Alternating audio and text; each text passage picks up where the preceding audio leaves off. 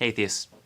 Wow, that was quite the build-up, wasn't it? And hey, look at me, doing something in a relatively timely manner instead of years or even decades after the fact. Yeah, a bunch of peeps have covered this chap already, and while I'm still technically late, mostly because I forgot this existed, you know you will still be getting the most unique and thoughtful takes from me. No, you're right. It'll just be bad jokes and probably knob gags. But that's what you're here for, so shut up.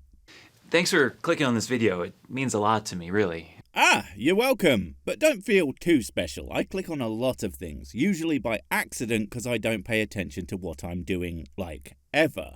The fact that this happens to be a video addressed to sexy atheists is just a fortunate happenstance rather than anything intentional. What do you mean he didn't call me sexy? Pfft, of course he did. Next, you're going to tell me you didn't offer to pay my bail. Very generous. And I have absolutely no idea how all those bodies just happened to be outside my kitchen window, I swear. I'm a religious guy who's devoted my life to a God you don't believe in, so... Really? I had absolutely no idea. Certainly couldn't have guessed from the rather snappy dresser that you are. What are you wearing this season? Looks like that Dulce and Gabbana, if I'm not completely and totally obvious to the point of paradyllically mistaken. Very sharp.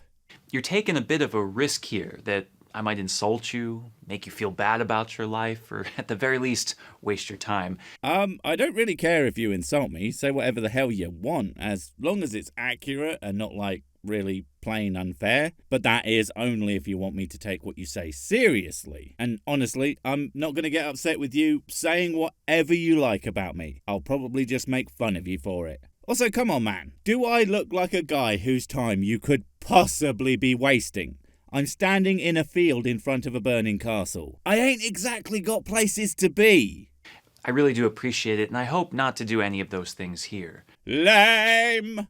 I thought I was going to get called an asshole by a monk, but no.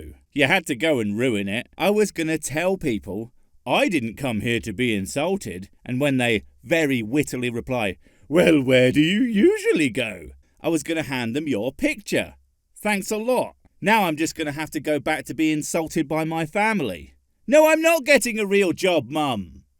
Rather, I'd like to pose a question to you. It's a very simple question, in fact. Oh, me do like the question from theists. They're always really smart and insightful and in no way show the person asking them to be an ignorant fool who neither has any idea how the world works nor what basic-ass words mean.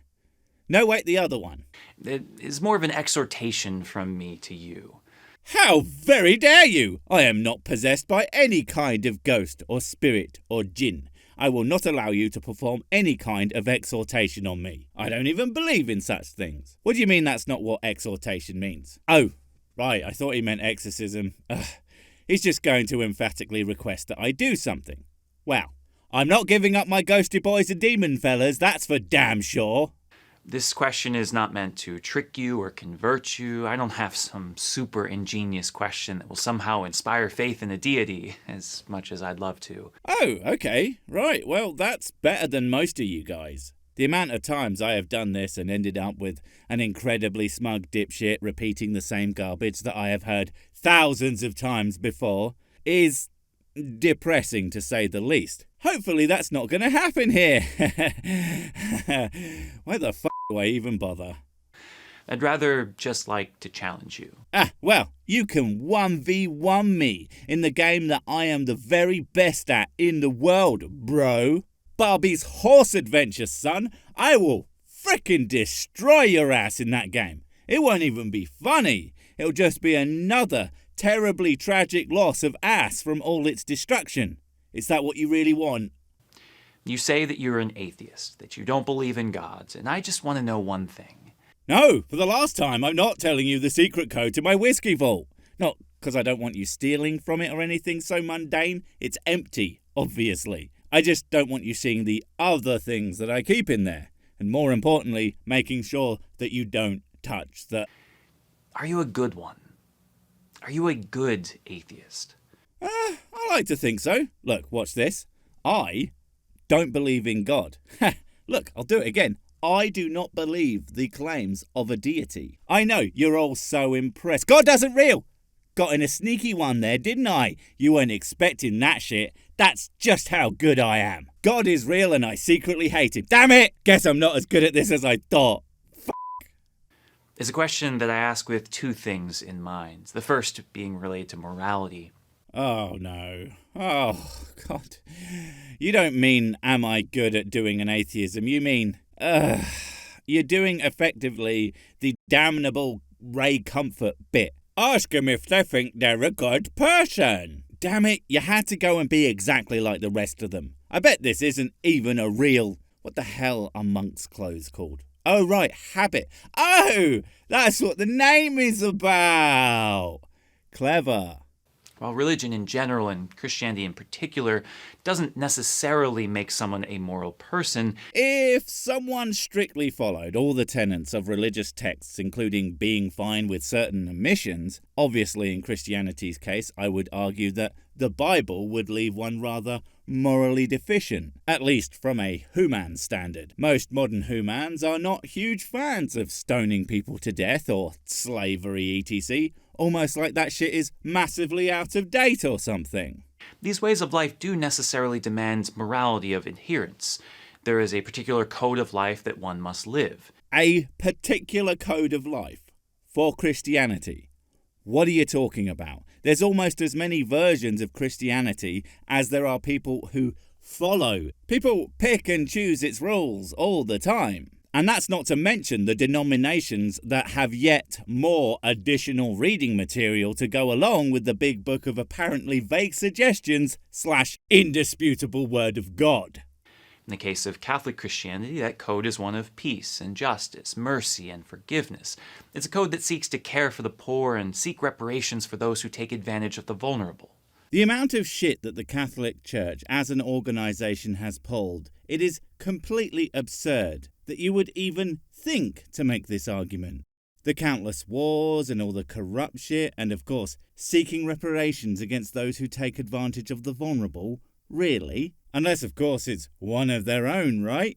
I seem to recall some vague concept of covering up abysmal sex crimes. Dude, the morality of the Catholic Church is probably the least convincing argument for your side of the aisle that you have by fucking miles. Now, Lord knows we don't always live up to our founder and have actually done some pretty atrocious things through the years, but it is our faith that at least informs us when we do these things and gives us and reminds us a moral code to live by. No. You don't get to do that one, matey boy. You can't just admit that you have done atrocious things and then hand wave it away like it was you, or at least your side, who pointed that out. Your prescribed moral code told you that shit was fine. And then pesky, not completely assholes, came along and said, hey mate, that shit's fucked up. Maybe stop. And then patting yourselves on the back for being slightly less degenerate than you were before, whilst simultaneously claiming moral superiority. And not to mention, of course, continuing to pull shit. That is just, honestly, it's mostly super annoying. Hypocrisy makes people sound so goddamn dumb. Reminds us that it's not an option. We must strive to be good people. It's weird that in order to achieve that, you have to ignore the tenets of your religion and actually follow what people who don't follow your faith are doing. That secular laws are almost universally more fair and just than pretty much any laws based strictly in religion is very interesting. And yes, I understand that there are secular states with fucked up laws. That's why I said almost. Learn to words, dib-dab. Now, as someone who doesn't have this foundation, who doesn't believe in a god or adhere to a religion, there is no superstructure making this demand on your life. What? Yes, there is. It's called people. Oh, and hint, that's actually the exact same thing making those demands on yours. You just have some fiction thrown in to spice it up a bit. But no, if we're going to make a basic definition of morality as being good to each other, no matter where you are, if you interact with any humans at all and rely on them for survival in any way, you will have that demand placed on you to avoid treating them like shit lest you get rejected from the village and eaten by a tiger. And yes, clawing your way to the top does often lead to people being massive assholes and treating people like shit, but revolutions are also a thing, so yeah. No one telling you how to live in certain situations. Without a belief in an afterlife, there might be a feeling that all the world is futile, so what difference does it make? The world is futile, but that doesn't mean everyone who thinks that nothing matters. Some do, sure, but many believe that because life is inherently without meaning, then to create meaning is pretty much the most important thing that they can do, and they do it all the time. And with that meaning comes care for people, etc. And look at that! Still don't need religious boys to be the good. This, of course, does not need to be the case. Some of the world's greatest humanitarians, some of the most influential figures today promoting peace and justice efforts, are not adherents to a religion, but live morally out of a commitment to humanity. You know, I'm really struggling to figure out what the hell your point is. Yes, there are atheist humanitarians, or at least they fight for causes. But I am sure many of them have their darker sides, or wouldn't consider themselves good by any objective standard, since there really aren't any. And humanitarianism itself, frankly, has nothing to do with atheism. You don't have to be an atheist to be a humanitarian, and you don't have to be a humanitarian to be an atheist, or a good atheist, or whatever. A recognition of our interconnectedness, an acknowledgement that there is something good in itself about loving one another, about sacrifice. And so I ask you, are you a good atheist? It's frankly irrelevant, because literally all that being an atheist means is not buying the claims of a god. There's actually no such thing as a measure of good atheism. It's just a good person who happens to be atheist. Much like as many things could be asked of someone by any given religion, if they don't do them and actually just be a decent person, they can call themselves whatever and be a good person who is technically whatever religion, at least depending on your standards. So quite clearly, these things aren't necessarily related either way. Even though there may be no eternal reward or punishment, even though you're free to do whatever you want, do you choose the virtuous path that benefits not only you, but others? In all seriousness, I personally choose the path that makes people around me happy, and I choose a path that I believe will make the world at least a little bit better, in my case, by picking apart bad ideas and demonstrating their inherent silliness. But other people, atheist and religious alike, have told me I am in fact a bad person doing bad things because subjective shit that they believe. Am I right? Are they right? Well, obviously it's me because I'm better than them. But if it wasn't me, that would be much harder to know. I hope so. The world needs good atheists. Now, of course, the word good points to more than just a sense of morality. It also represents an evaluation of aptitude. Oh right, he's actually going there. That's hilarious. Okay, let's find out what a good atheist is. I bet it's something that has, for all intents and purposes, got nothing to do with atheism as a concept. I just have a funny feeling, you know, like I've done this shit before or something. When I ask if you're a good atheist, I want to know if you're good at being an atheist. I like to think so. Look, watch this. I don't believe in God. Look, I'll do it again. I do not believe the claims of a... shit, I already did this bit, didn't I?